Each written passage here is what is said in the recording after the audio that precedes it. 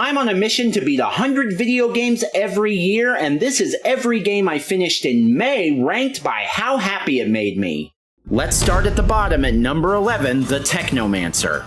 I've already beaten a couple of games by developer Spiders, and they're hit or miss, but I have to say this is one of the very worst games I've ever played. This whole disaster plays like a Dollar Tree version of Mass Effect. It's obvious what they were inspired by, but the plot, writing, and voice acting all falls terribly flat. The ability to swap stances and weapon builds mid-fight seems cool in theory, but it's obvious that the smart move is to focus on one class to unlock the best skills, so it's mostly irrelevant. The UI is fucked in like 6 different ways. Each button does 3 different things and never the thing you want. The waypoints are misleading or even missing entirely, and just navigating the map is a comedy of errors. The combat is maybe the worst I've ever seen in a game. The hitboxes are so stupidly broken that literally 2/3 of your hits just go right through the enemy. It drove me controller throwing crazy. And that's just the tip of the iceberg. The only positive comment I can muster is that the creators of this mess really swung for the fences, but in my opinion every swing they took whiffed in spectacular fashion. Listen, I don't enjoy shitting on games like this, and I rarely do it, but Technomancer is so objectively horrible I have nothing good to discuss. Next up, we've got Fable 3 at number 10. I'd always heard this was the worst game in the trilogy, and I was really hoping to disagree, but unfortunately it's the worst by far. I wasn't crazy about the first game, but it was at least very original and full of character, and the next one wasn't as unique, but I thought the combat, RPG elements, and UI were all vastly improved. This third entry actually walked back a lot of the improvements that were made and oversimplified everything from leveling and gear all the way to the meaningless morality system. The choice to lean toward good or evil as you play is maybe the best known tentpole of the whole franchise, and I was faced with almost none of that until the very end. And then suddenly it's dozens of ethical choices all in a row, and the consequences of those actions literally amounted to a single box of text after the credits had already rolled. In other words, meaningless. I also thought the idea of starting as adult royalty was misguided. The other games have you start as a child with nothing, and it's a great clean slate to build from, so why fix something that's not broken? They may have had some good ideas on paper, but the execution was outright poor, and the upcoming reboot can learn a lot here about what works and what really doesn't. Moving on to number 9, it's GTA San Andreas. I know a lot of people love this game, and I don't want to just shit on it, but I liked Vice City way more for a bunch of reasons. I understand the hype when I look at the story. The arc of CJ's rise to power goes far beyond anything Rockstar has attempted with the IP in the past, and it's electrifying. I can also appreciate that they're way more generous with mid-mission checkpoints than before. It feels awesome when you die and you get sent back 5 minutes instead of 20. But the biggest thing I've always enjoyed the most when it comes to the gameplay loop is the actual driving, and the driving in San Andreas simply isn't as fun for me. It seems like they tried to make it more realistic or something, but there's way less variety in the way the vehicles behave, and it drags almost every mission down a little. And then after the halfway mark, I really started to hate some things, like the flying missions that I was garbage at, and the frustrating block-by-block gang war system. I could make a whole video that's all about what I specifically hate about the endgame grind that's required to unlock the final mission. I found the whole mess to be unintuitive and straight up boring. Looking back, I totally get why people love San Andreas, but as someone that places far more importance on gameplay than story, I'll take Vice City over this any day. Coming in at number 8 is Haunty. Have you ever played Super Mario Odyssey and wished Mario was dead and trying to fight his way out of purgatory? If so, have I got a game suggestion for you. Haunty really does check a lot of the same boxes as the 2018 hit. You progress by collecting enough celestial objects to unlock the next area, you win them through all kinds of puzzles, traversal, and combat challenges, and you can even possess all kinds of things in order to do it. And to the game's credit, some of these areas and challenges are about as fun as the source of its inspiration. That being said, this doesn't go nearly as far creatively, so the collection process does become a bit tedious by the later stages. I really enjoyed the story here. It's minimal, but it gave me big time Wall-E vibes watching a voiceless protagonist fight so hard to be with a similarly silent angel that he falls in love with at first sight. The 2D isometric monochromatic visual style is overall a big win, but there are a few times when the inability to perceive depth accurately makes traversal pretty frustrating. At the end of the day, Haunty isn't nearly as well made as the classic that inspired it, but if you enjoy that type of experience, you will no doubt have a lot of fun here. Just above Haunty is Indica at number 7.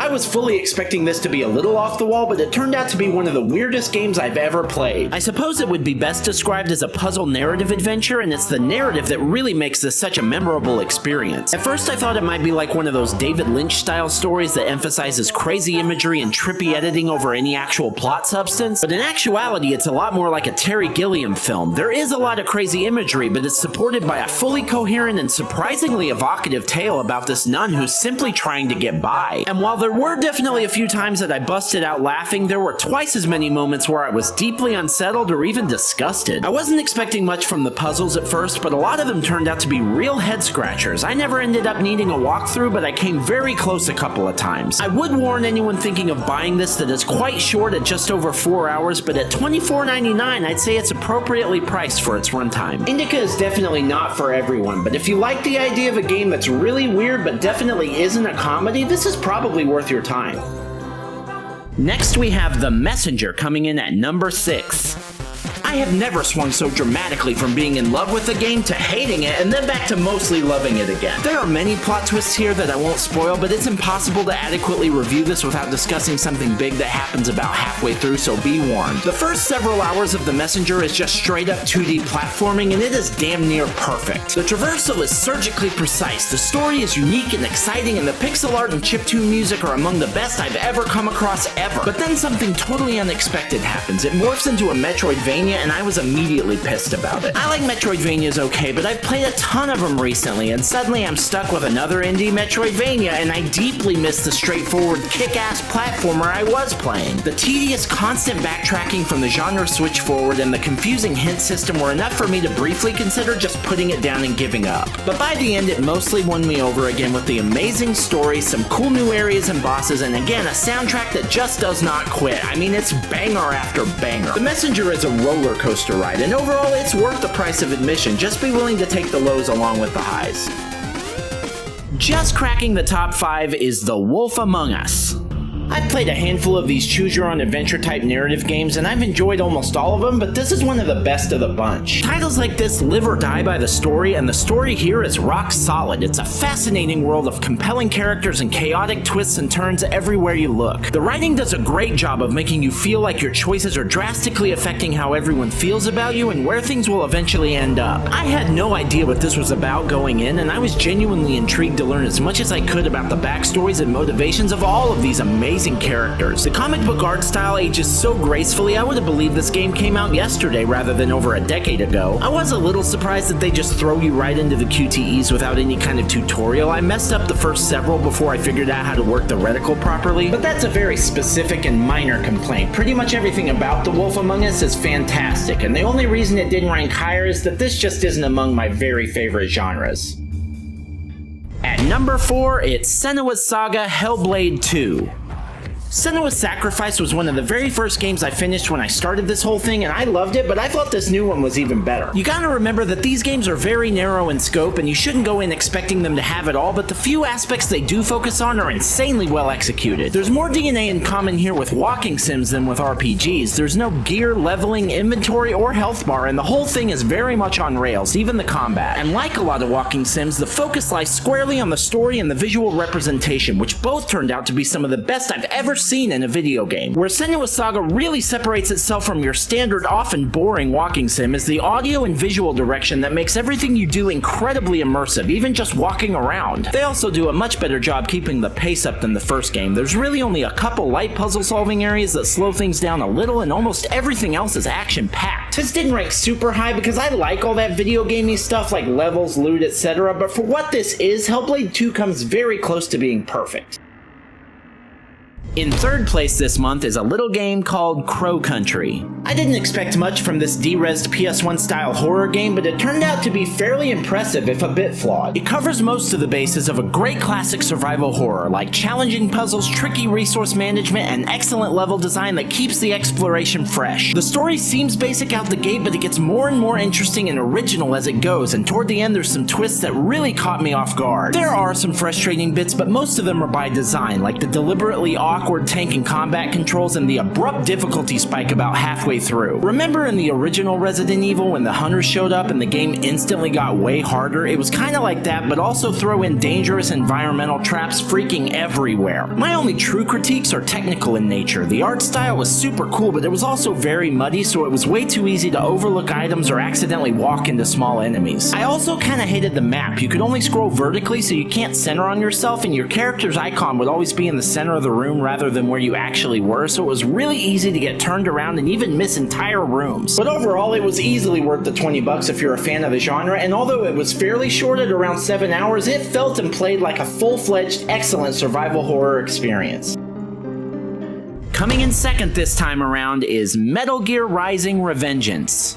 I was aware from the jump that this is from Platinum Games instead of Konami, so I knew it was different, but I didn't expect it to be just as crazy as the other MGS games, but in totally different ways. Forget about tactical espionage, this game is all about combat, and the best way I can explain the action is that it's the best kind of dumb. I spent 90% of my playtime just mashing attack with no real plan, and I enjoyed the hell out of every second of it. I wasn't that focused on the story, there were some awesome looking characters, and that was good enough for me. I didn't really follow what they were talking about, something about memes, and that final boss was one for the record books. The insane abrupt difficulty spike would normally bother me, but it was such a great fight I didn't care. I do have one minor complaint. I didn't feel like the tutorials did a great job of teaching me how to play. I was still googling some of the basic controls when I was fighting the final boss, because again, up to that point I was getting by on button mashing most of the time. But these are nitpicks. The bottom line is that Metal Gear Rising: Revengeance is a non-stop thrill ride that plays just as well as anything releasing today.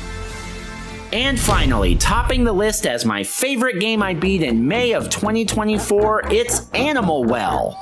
This puzzle platforming Metroidvania is the first game from Donkey's new publishing company, Big Mode, and I figured it was decent because he has good taste, but this is actually amazing. The complete lack of traditional combat is usually a red flag for me, but the wildly creative genius of the puzzles was so engaging that I didn't miss it one bit. Almost every obstacle hits that sweet spot where at first glance it seems impossible, but then when everything finally clicks in your head, you feel like a genius. The magically nostalgic pixel art is like a 90s light bright come to life, and the sound design, while very sparse, knows exactly when to mystify you and when to terrify you. Animal Well explains almost nothing as you go, which would normally bother me, but this dark, mysterious world is so captivating that it really is fun to put things together on your own. It masters that exploration feeling that's so hard to pull off. You start with no information whatsoever, and then you just walk in any direction and slowly start to figure stuff out as things get crazier and crazier. This game swept me off my feet. I literally have no notes or critiques, and the fact that a single person was able to put together the indie title of the year is proof positive that the industry is still full of surprises. So that's it for the month of May, and it brings us to a total of 52 games beaten so far in 2024, and a grand total of 499 games beaten since I started doing this way back at the beginning of 2020. Feel free to click that like button if you liked the video, and you can also subscribe if you want to see daily videos on rankings, reviews, memes, playthroughs, everything gaming, and if you want to see what takes the top spot next month.